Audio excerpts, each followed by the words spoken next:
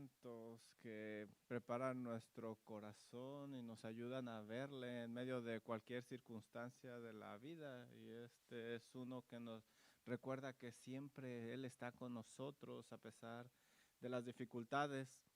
Por favor, abran sus Biblias en el libro de Apocalipsis. Estamos nosotros en un estudio que comenzamos quizá por accidente, pero el Señor sabía lo que estaba haciendo aquí, cómo nos está dirigiendo. Estamos nosotros estudiando las 7 cartas del libro de Apocalipsis y ahorita hemos llegado a la iglesia de Tiatira. Es una ciudad muy pequeña y en una carta tan grande. Miren lo que dice Apocalipsis 2, 18 al 29. Vamos a preparar nuestros corazones y nuestras mentes. Y escribe al ángel de la iglesia en Tiatira: el Hijo de Dios, el que tiene ojos como llama de fuego y pies semejantes al bronce bruñido, dice esto: yo conozco tus obras y amor y fe y servicio y tu paciencia, y que tus obras postreras son más que las primeras. Pero tengo unas pocas cosas contra ti, que toleras que esa mujer Jezabel, que se dice profetiza, enseñe y seduzca a mis siervos a fornicar y a comer cosas sacrificadas a los ídolos. Y le he dado tiempo para que se arrepienta, pero no quiere arrepentirse de su fornicación. He aquí yo la arrojo en cama, en gran tribulación, y a los que con ella adulteran, si no se arrepienten de las obras de ella, y a sus hijos heriré de muerte. Y todas las iglesias sabrán que yo soy el que escudriña la mente y el corazón, y os daré a cada uno según vuestras obras. Pero a vosotros y a los demás que están en Tiatira, a cuantos no tienen esa doctrina y no han conocido lo que ellos llaman las profundidades de Satanás, yo os digo, no os impondré otra carga, pero lo que tenéis, retenerlo hasta que yo venga. Al que venciere y guardare mis obras hasta el final, yo le daré autoridad sobre las naciones y las regirá con vara de hierro, y serán quebradas como vaso de alfarero, como yo también la he recibido de mi Padre. Y les daré la estrella de la mañana. El que tiene oído, oiga lo que el Espíritu dice a las iglesias.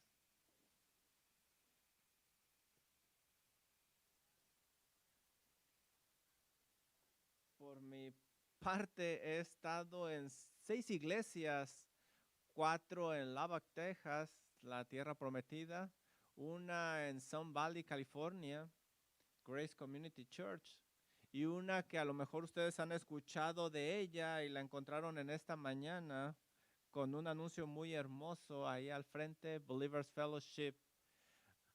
Ahora las iglesias se parecen entre ellas, pero también tienen grandes diferencias, y esto es porque 2 iglesias no son iguales. Cada iglesia tiene su personalidad muy única, cultura, creencias, todo eso hace única a esa iglesia. El orden de los servicios es diferente, la sensación del servicio es diferente, la música, los programas, la predicación quizá varía, las enseñanzas son diferentes. Y a lo mejor hacen un énfasis teológico diferente, sus estándares también pueden ser diferentes, sus convicciones.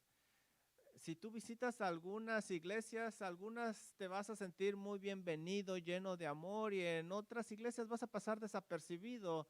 Algunas iglesias tienen un enfoque muy fuerte en el evangelismo y otros tienen un enfoque interno en el discipulado.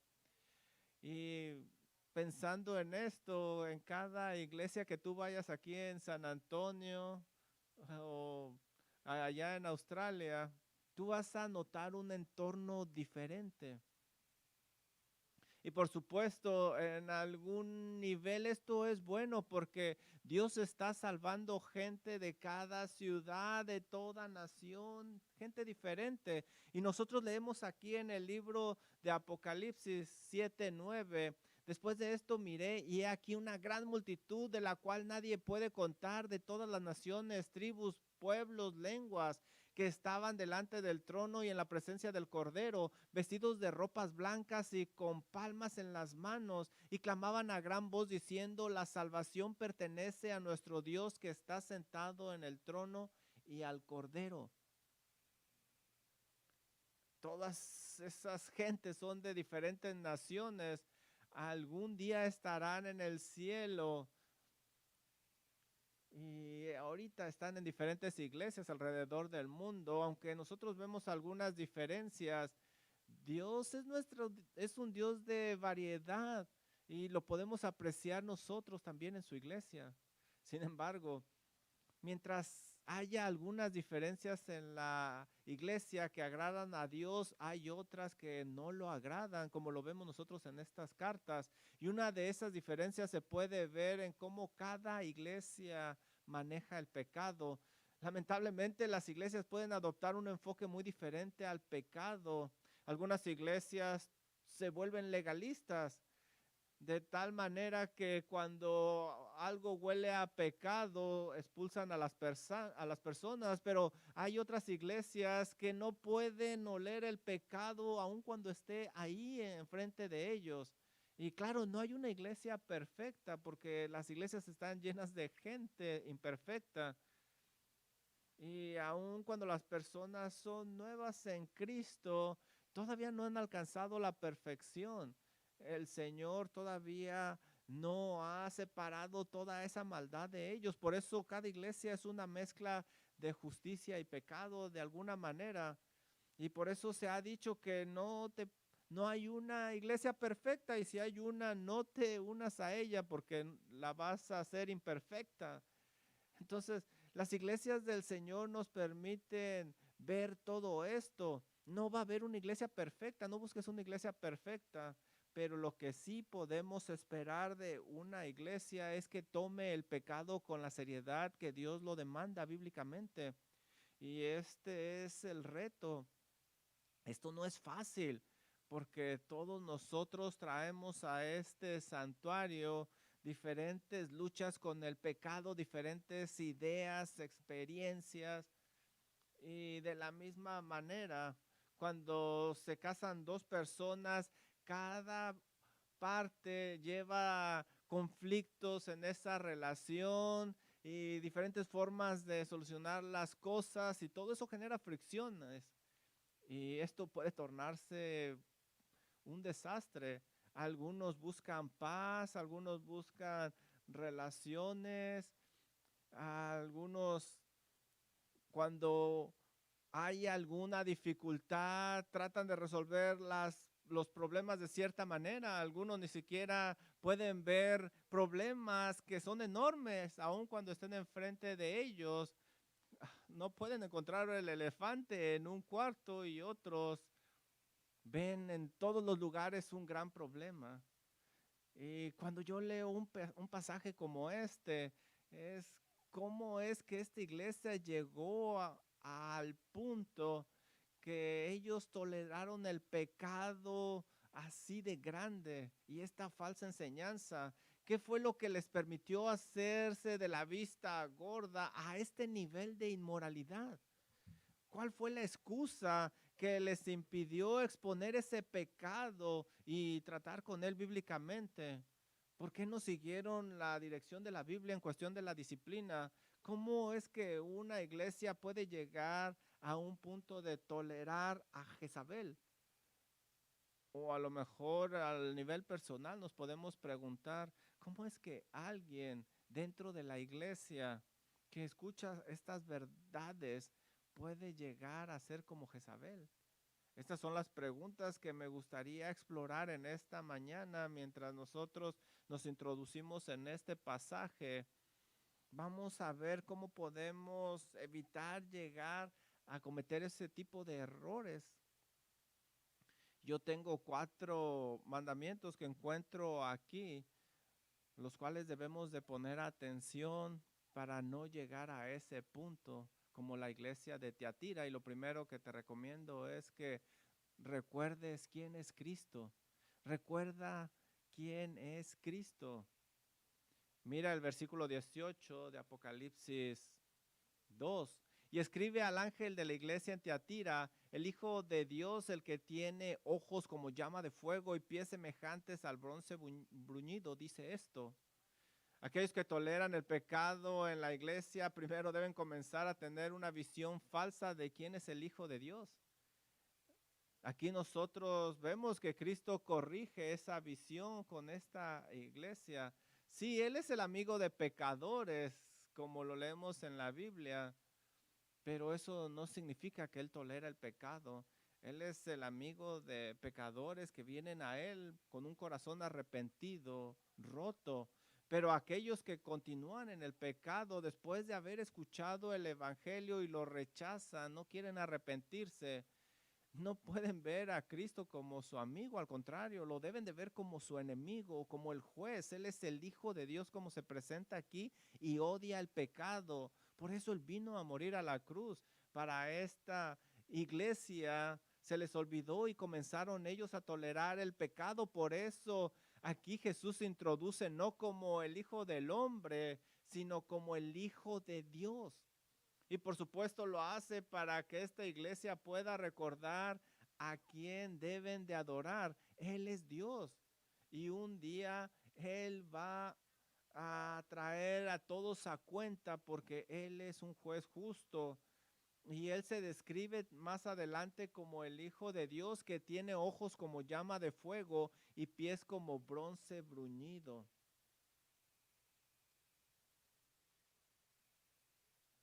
Esta es la visión de Cristo que tú no quieres ver en persona. De hecho, esta descripción aparece en otros lugares en el libro de Apocalipsis.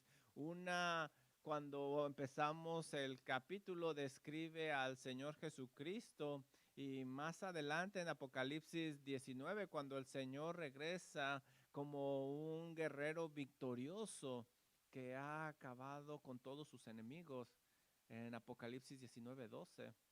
Es interesante que fuera de este libro de Apocalipsis, aparte de este libro de Apocalipsis, también nosotros vemos esta descripción en el libro de Daniel, en una de sus grandes visiones. En esta visión que encontramos en Daniel 10, Daniel ve a un hombre y mira cómo lo describe.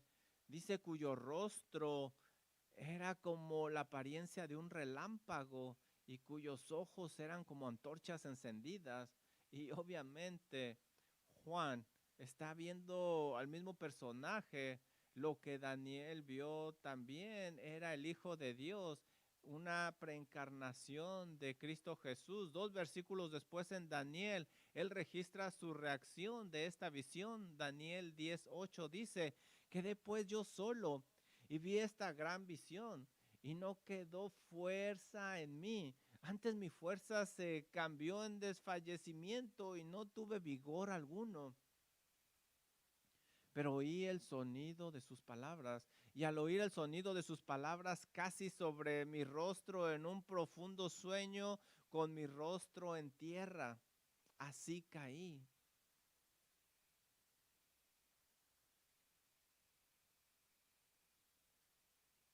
Sin fuerza quedó Daniel ante esta apariencia. Tuvo que caer a tierra como si estuviera muerto, dice aquí.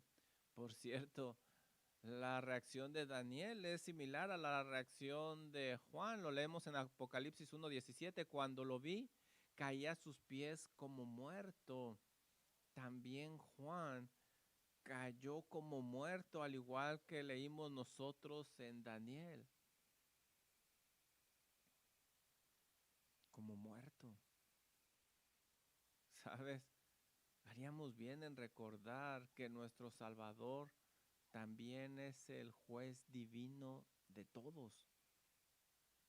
Y ningún hombre, ninguna mujer se va a poder quedar de pie en frente de un juez como este.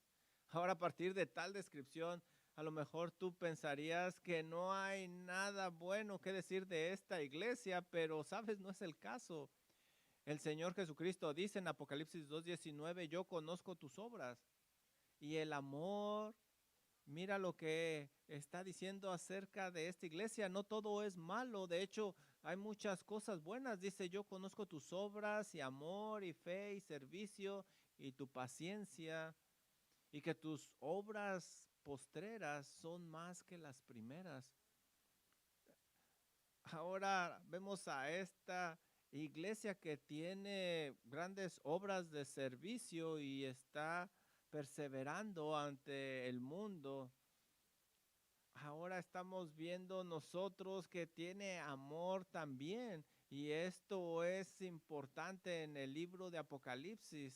Son un testigo fiel. Y de las 4 iglesias que hemos visto hasta ahora, es interesante que solo esta iglesia de Tiatira es elogiada por su amor. Y por supuesto, esto está en contraste directo con la iglesia de Éfeso que estudiamos, la cual se había olvidado de su primer amor. Aquí hay una iglesia sin amor, pero aquí está esta con amor. Además, esta iglesia, mientras nosotros leemos más, aquí se nos dice que tus obras postreras son más que las primeras. Si tú recuerdas, la iglesia de Éfeso era al revés. Sus primeras obras eran grandes, pero conforme pasó el tiempo, sus obras eran menos. Así que esta iglesia está haciendo referencia a la santificación, a la perseverancia. Esa fe está creciendo en esta iglesia. En otras palabras, esta no es una iglesia que simplemente está ahí sentada sin hacer nada. Ellos están trabajando, ellos están testificando acerca de su fe. Su amor por Dios y por sus hermanos en la fe está vivo. Se están animando, están trabajando para el Señor, están comprometidos, ayudándose los unos a los otros, están testificando por Cristo Jesús. Están ellos perseverando por Cristo Jesús. Están fuertes en su fe, pero esta iglesia sigue creciendo, sigue progresando y el Señor lo elogia y Él les dice que sigan adelante. Así es de que la fuerza de esta pequeña iglesia es notable y ellos se mantienen firmes, pero desafortunadamente mientras nosotros vamos al siguiente versículo vemos también que hay una debilidad muy grande en ellos y es muy notable. Y como ya lo mencioné antes, no queremos caer nosotros en esta trampa que cayó esta iglesia, en este pecado. Nosotros debemos de recordar que Cristo Jesús ya no está en la cruz, como si no tuviera ningún poder. Él ha resucitado y Él ha sido exaltado a la diestra del Padre y Él dice que va a regresar y cuando Él regrese, si tú no estás cubierto en su justicia, si tú no permaneces en su fe, justicia, tú vas a ver esos ojos como llama de fuego y nadie se va a poder estar de pie delante de su presencia. Ni siquiera Daniel pudo o Juan. Un día Él va a regresar para juzgar a aquellos en la iglesia que practican el pecado y también para juzgar a aquellos que toleran a los que están practicando el pecado. Y este conocimiento debe de impulsarnos a la obediencia y nos lleva a nuestro segundo mandamiento. Mira lo que dice, debemos de negarnos a tolerar el pecado. Niégate a tolerar el pecado. Nosotros leemos en Apocalipsis 2:20, pero tengo unas pocas cosas contra ti, que toleras que esa mujer Jezabel, que se dice profetiza, enseñe y seduzca a mis siervos a fornicar y a comer cosas sacrificadas a los ídolos.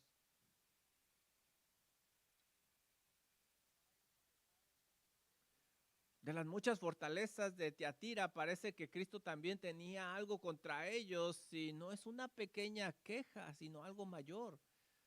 Esta iglesia, que era conocida por su amor, había permitido que ese amor se saliera de control y tolerara la maldad. En algún momento del camino ese amor comenzó a permitir y aceptar los tipos de pecado que se describen aquí. Y ellos no deberían de haber tolerado ese pecado dentro de la iglesia. Y yo pienso que es claro lo que está diciendo aquí el Señor Jesús, le llama Jezabel, aunque no creo que ese nombre era realmente el de esta mujer, simplemente está haciendo referencia. Yo creo que nadie entre los judíos quisiera llamar a alguien Jezabel. Y bueno, hay otros nombres que se parecen. Yo chequé en Google, pero no se llaman Jezabel, se llaman parecido. Así es de que Juan está diciendo que había alguien entre ellos que estaba actuando como Jezabel. Y actuar como Jezabel significa lo que dice la Biblia, que esta mujer llevaba al pueblo de Dios a cometer adulterio, fornicación y todo tipo de idolatría. Ella actuaba como Jezabel.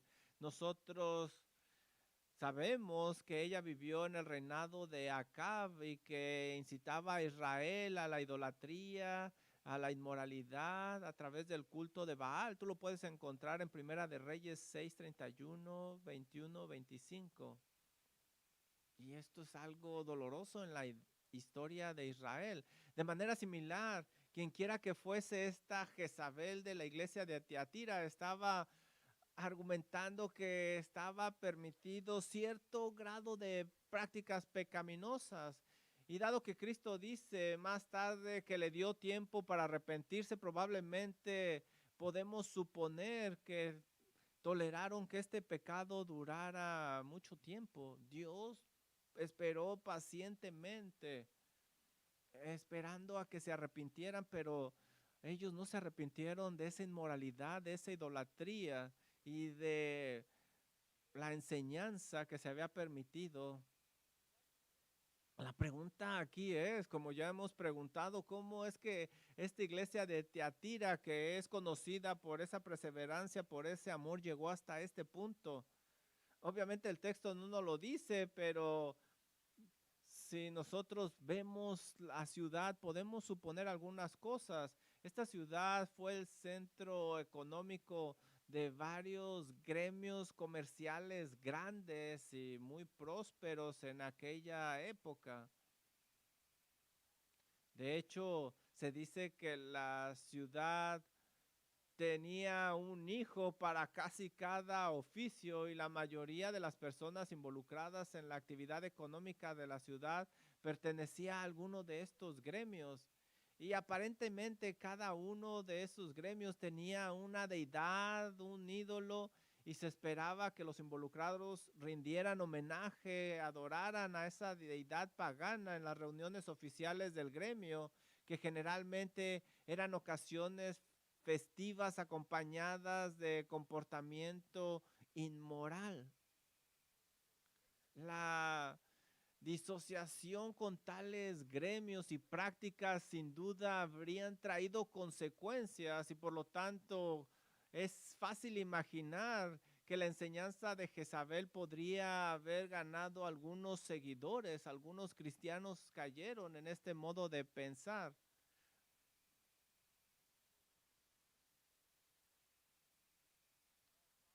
La falsa doctrina y las prácticas inmorales casi siempre entran en la iglesia a través de las relaciones y los cristianos tuvieron relaciones sociales con estas personas. Siempre cuando sucede esto existe un favoritismo. Este fue el caso de Pérgamo, donde si recuerdas, Baal pudo seducir al pueblo de Israel mediante el matrimonio con los moabitas y probablemente ese fue el caso aquí, también en Acab cuando se casó con Jezabel y ella dirigió al pueblo de Dios a todo tipo de inmoralidad e idolatría.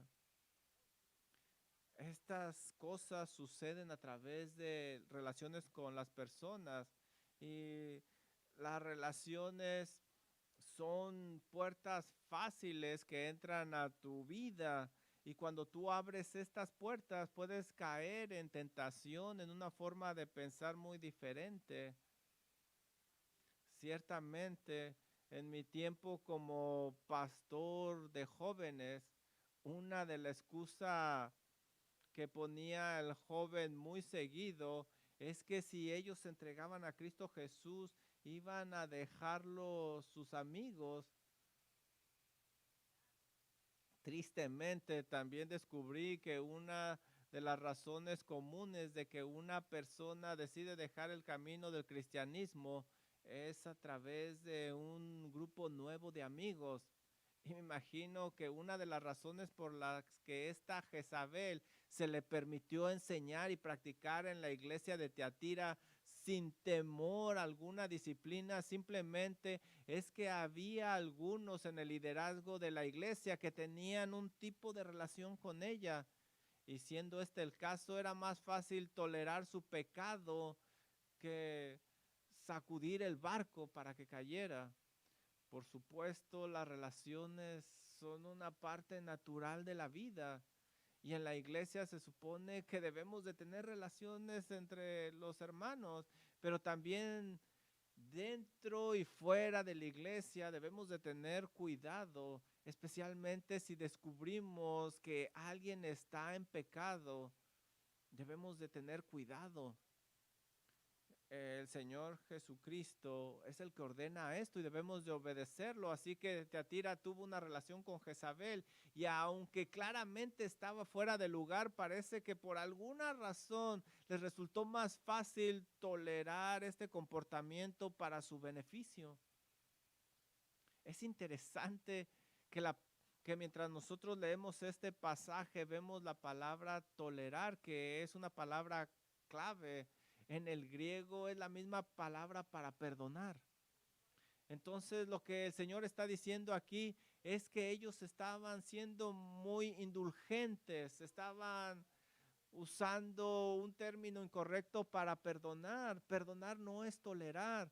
Y por supuesto nosotros como cristianos debemos de perdonar, pero no al extremo de que permitamos que alguien cometa un pecado en la iglesia. El amor, el verdadero amor nunca se vuelve ciego al pecado, nunca va a ser ciego al pecado. Y esta es una forma fácil de caer aquí en la iglesia, porque si nosotros amamos a todos por lo que ellos son o a pesar de lo que ellos hagan, sabes, cualquiera podría venir a la iglesia y qué cosa tan maravillosa, ¿verdad? Muchas personas vienen a la iglesia y pensamos que eso sería el amor verdadero, pero ese es el amor del mundo. Por eso es el tolerar en el mundo es una virtud muy grande, pero en la iglesia es algo que divide. Sabes, el verdadero amor nunca se vuelve ciego. Al contrario, nosotros debemos de confrontar a aquel que está pecando y como cristianos nosotros debemos de confrontar el pecado. Efesios 4:2 nos recuerda que debemos soportarnos unos a otros en amor. Y ese debería de ser el caso a un nivel personal. Todos somos pecadores y estamos pecando constantemente en diferentes maneras, pero esto no significa que debemos ser lo suficientemente fuertes como para pensar que no vamos a caer. Debemos de tener cuidado porque podemos caer en estas conexiones, asociaciones que están con el pecado. Gálatas 6:1 está ahí por una razón. Mira lo que dice. Pablo dice, hermanos, si alguno fuera sorprendido en alguna falta, vosotros que sois espirituales, restauradle con un espíritu de mansedumbre. Sin embargo, mira, considerándote a ti mismo, no sea que tú también seas tentado. Y por supuesto la tentación es que valoras más a Cristo y por lo tanto no estás dispuesto a confrontar a quien sabes que está haciendo mal. Tú debes de amar más a Cristo y confrontar a esa persona, pero hacerlo de una manera que tú pienses que puedes caer. Lo debes de hacer en amor, no lo hagas en orgullo. El orgullo hace que tú también caigas y eso es lo que sucede. Recuerda las palabras del Señor Jesucristo, Lucas 14:26, si alguno viene a mí y no aborrece a su padre y a su madre y a su mujer, a su hijo, a sus hermanos y hermanas y aún a su propia vida, no puede ser mi discípulo. Esta actitud es la que debemos de tener nosotros al venir al Señor Jesucristo y debe de continuar mientras lo seguimos y mientras somos peregrinos en esta vida. Nosotros debemos de elegir siempre por Cristo Jesús y debemos de seguir a Cristo Jesús siempre. Cristo debe de ser la cabeza de cada relación y conexión, tomando todas las decisiones. Y Él dice, confronta cuando aparece el pecado, y porque Él dice eso, nosotros debemos de hacerlo. Y si Él dice que cortemos el pecado, tenemos que cortar con el pecado. Ahora me gustaría señalar que incluso con el nivel de pecado que se permitía en Tiatira, Cristo fue paciente. Mira lo que dice el versículo 21, yo le he dado tiempo para que se arrepienta, pero no quiere arrepentirse de su fornicación. El Señor dice, le di tiempo. El Señor es paciente. Yo le dije a los niños de la escuelita bíblica de vacaciones, ustedes están aquí porque el Señor ha sido paciente con ustedes. Ustedes deben de arrepentirse. Y a lo mejor tú estás otra opción porque quieres decirle a otros niños que se arrepientan. El Señor está llamando al arrepentimiento y Él es paciente. Piensa en los vecinos de Noé. Tú conoces la historia de Noé. Noé está construyendo un arca. La destrucción del mundo viene y en Génesis 7:4, después de 7 días más, dice el Señor, enviaré lluvia sobre la tierra. ¿Por qué el Señor da 7 días más? No eran para Noé, era para darle tiempo a la gente a que se arrepintiera. Y sabemos que habían oído del juicio venidero, porque segunda de Pedro 2:5 describe a Noé no simplemente como el constructor del arca, sino también como un pregonero de justicia. Así que Dios les dio tiempo suficiente para arrepentirse y usó a Noé para hablar a sus conciencias, pero en lugar de usar ese tiempo para considerar lo que se les había dicho, para arrepentirse, en lugar ellos decidieron ocuparse en otras cosas. Nosotros sabemos que esto sucedió porque Mateo 24:37 dice, porque como en los días de Noé, así será la venida del Hijo del Hombre.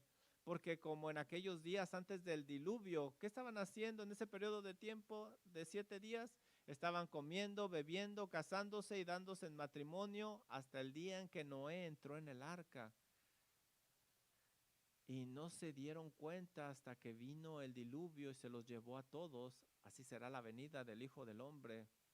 El Señor da tiempo para que se arrepientan, pero tristemente muchos no se quieren arrepentir. Segunda de Pedro 3:9 dice, el Señor no retarda su promesa, según algunos la tienen por tardanza, sino que es paciente para con nosotros, no queriendo que ninguno perezca, sino que todos procedan al arrepentimiento. Dios fue paciente con esta Jezabel porque quería que se arrepintiera. Pero no debemos de abusar de esa paciencia. Tristemente, está rechazando el arrepentirse. Y nosotros vemos en los siguientes versículos lo que está sucediendo y nos lleva al tercer mandamiento. Arrepiéntete en lugar de reprimir. Arrepiéntete en lugar de reprimir eso que se te está diciendo. Dice el versículo 22, he aquí yo la arrojo en cama y en gran tribulación a los que con ella adulteran, y si no se arrepienten de las obras de ella. Y a sus hijos heriré de muerte, y todas las iglesias sabrán que yo soy el que escudriña la mente y el corazón, y os daré a cada uno según vuestras obras. Dado que esta Jezabel y sus hijos estaban en la iglesia y que se les había tolerado el pecado, podemos asumir nosotros que ellos no se arrepentían porque ellos estaban suprimiendo esa llamada de atención de parte de Dios. Aquellos que conocen la verdad y se encuentran en el camino equivocado, realmente solo tienen dos opciones con las cuales el Señor los confronta. Pueden arrepentirse y tomar su vida en una forma adecuada, pero la segunda opción es suprimir esa verdad y seguir en la mentira. Y parece que la iglesia eligió la segunda opción. Salmo 36:1 vino a mi mente cuando estudiaba esto. Mira lo que dice David acerca de los pecadores. Salmo 36:1, la iniquidad del impío me dice al corazón, no hay temor de Dios delante de sus ojos. Se lisonjea, por tanto, en sus propios ojos, de que su iniquidad no será hallada y aborrecida. Las palabras de su boca son iniquidad y fraude. Ha dejado de ser cuerdo y de hacer el bien. Medita maldad sobre su cama. Hay muchas cosas interesantes en esta escritura. Primero, podemos notar lo que David nota en el corazón de estas personas. Mucho antes de que el mal surja en forma de acción, primero se considera en lo que está ahí en el corazón, está arraigado. La razón por la que se permite esto es porque no hay temor de Dios ante sus ojos.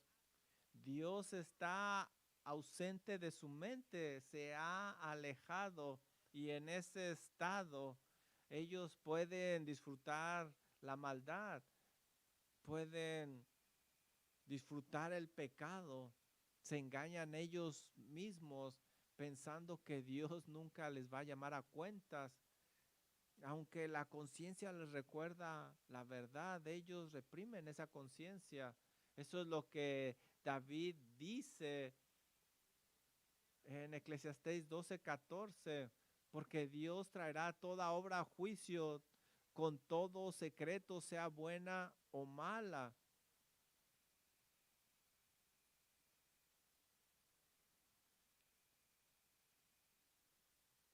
Nosotros leemos que suprimen la verdad. Ellos piensan que están actuando correctamente, pero la realidad es que no. Ellos están entreteniendo el pecado y tarde o temprano se va a expresar fuera de ellos. Finalmente, nosotros leemos que Dios traerá cuentas a este tipo de personas. Dios tiene un propósito para ellos, para juzgarlos. Hay un gran contraste entre las personas pecadoras y la gente de Dios.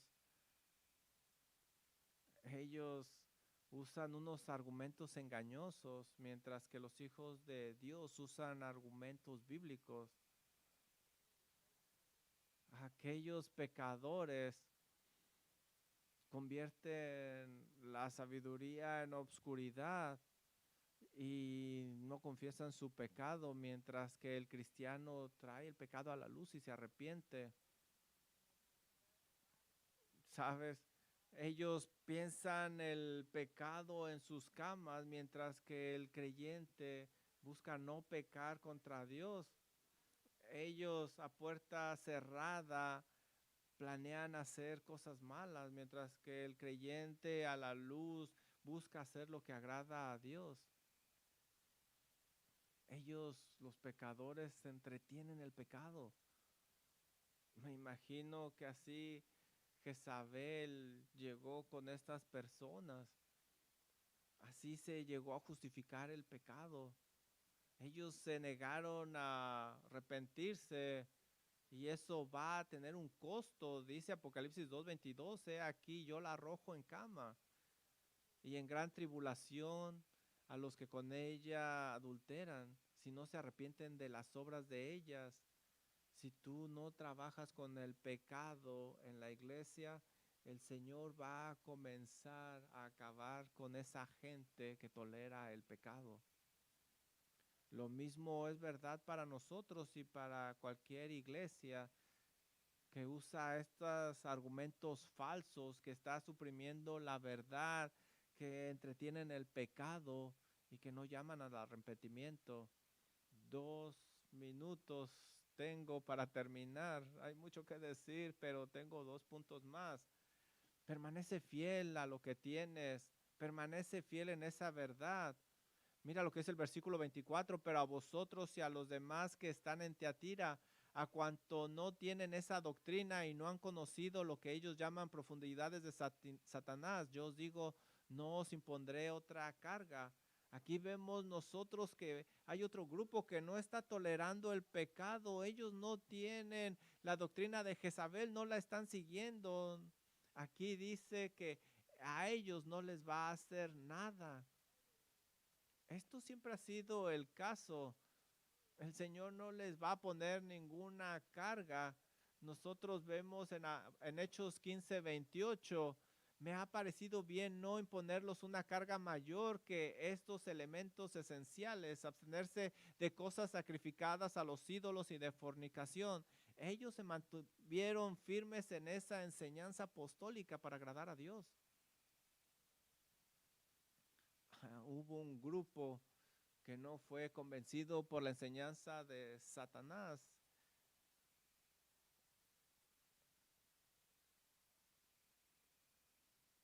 El Señor Jesucristo, el que tiene los ojos como llama de fuego, Él escudriña lo más profundo y les dice, manténganse firmes. Y esto debió hacer de gran ánimo para ellos. Ellos tenían que mantenerse en lo que tenían. ¿Y qué es lo que tenían? Esa relación con Cristo Jesús. Corten la relación con Jezabel y mantengan su relación con Cristo Jesús. Permanezcan fieles, es lo que les está diciendo en otras palabras.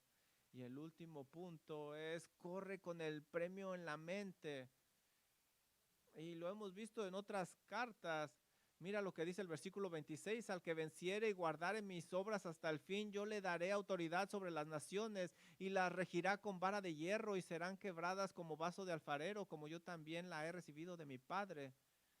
Él termina con una promesa que debería de animarles a aquellos que se han mantenido firmes, aquellos que no se han ensuciado con Jezabel. Ellos van a reinar con Cristo Jesús para siempre. Hay que perseverar hasta el final, dice aquí, y le daré la estrella de la mañana. Eso quiere decir que va a recibir autoridad. Y este lenguaje es muy parecido al del Salmo 2.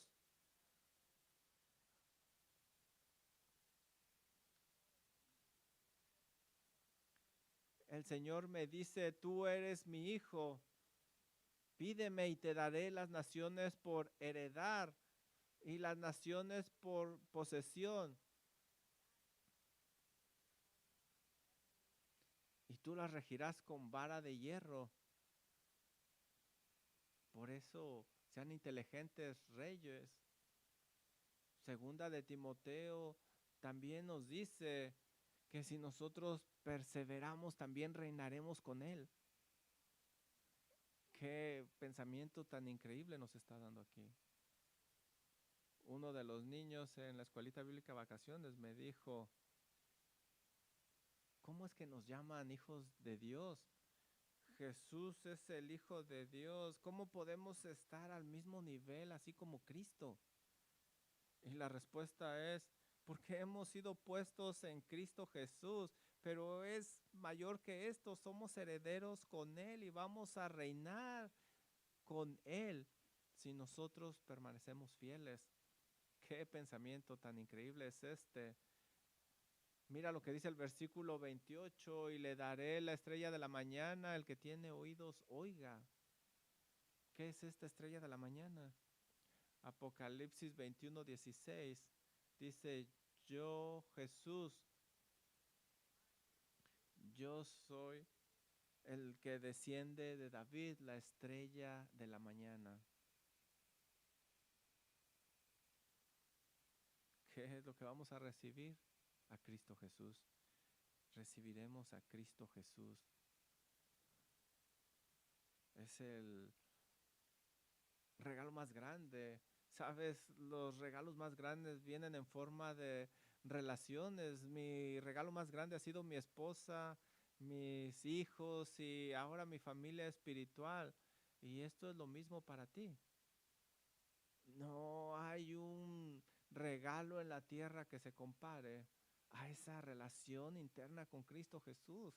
Él es el gran regalo de toda la eternidad, esa relación con el Señor Jesucristo. Si tú permaneces hasta el final, si tú rehusas practicar ese pecado, si tú rehusas tolerar ese pecado, aquí está la recompensa. Te daré la estrella de la mañana y vas a alumbrar para siempre. Vamos a orar. Gracias, Señor, porque esta es una sección increíble de las Escrituras y es un gran recordatorio. Por eso pedimos que usted nos ayude, nos dé fuerza para seguir adelante, fieles a usted. Es nuestro deseo, Señor, adorarle, ser fiel a usted.